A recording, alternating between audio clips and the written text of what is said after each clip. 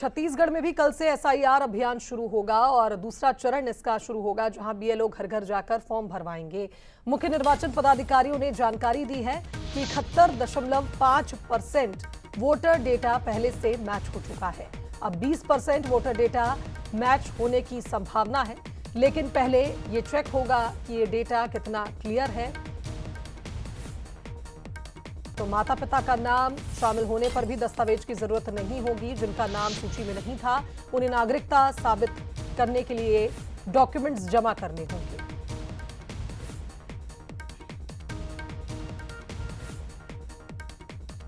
ग्राम पंचायत में मिलान किया है, सिर्फ बिना घर घर गए, बिना पूछे हुए, तो ऑलरेडी 71% से अधिक मिलान हो चुका है, जिसमें अभी शिफ्टिंग और बाकी जो ग्राम पंचायत में से शिफ्ट हो गए हैं या बाकी ग्राम पंचायत को शिफ्ट हो गए हैं, उनके नाम अभी शामिल नहीं हैं उसमें।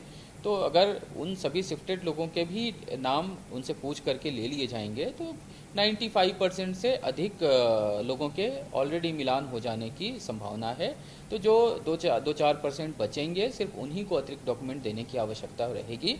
तो इसीलिए इसमें कहीं कोई परेशानी की फील करने की आवश्यकता बिल्कुल नहीं है।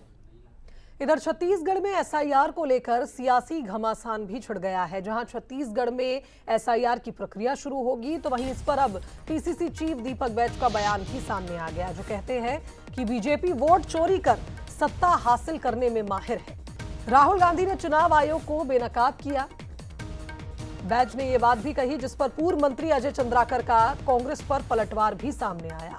चंद्राकर ने कहा कि एसआईआर तो कांग्रेस शासन में 10 बार हो चुकी है। ये निर्वाचन आयोग की एक नियमित प्रक्रिया है। कांग्रेस सिर्फ बातें बनाती है, काम नहीं करती।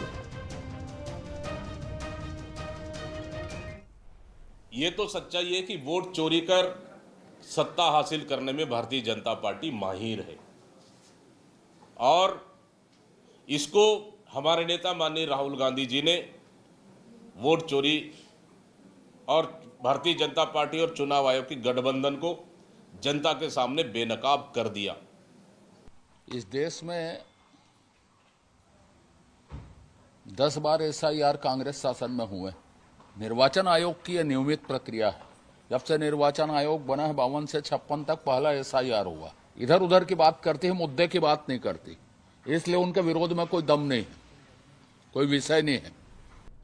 इधर अंबिकापुर में कल से एसआईआर की प्रक्रिया शुरू होगी, जहां मंत्री रामविचार नेताम का बयान भी सामने आया। उनका कहना है कि कांग्रेस का वोट बैंक खिसकने वाला है। फर्जी वोटरों के सहारे राजनीति कर रही थी कांग्रेस। जनता अब कांग्रेस की सच्चाई समझ चुकी है और असली वोटर्स को अधिकार दिलाने की बात हमने कही है।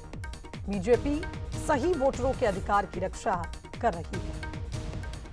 जिस प्रकार से फर्जी वोटरों के भरोसे कांग्रेस पार्टी या उनके जो अलायंस की जितनी पार्टियां हैं, ये फर्जी वोटरों के सहारे जो है राजनीति करती रही है। अब उनकी राजनीति देश की जनता को समझ में आ गया है, और वो जो नया कानून आया है उस कानून के दायरे में सबको आना है।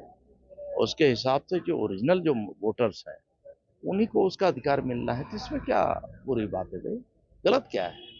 सही लोगों को उसका अधिकार मिले, इसके लिए भारतीय जनता पार्टी प्रयास करे लगी।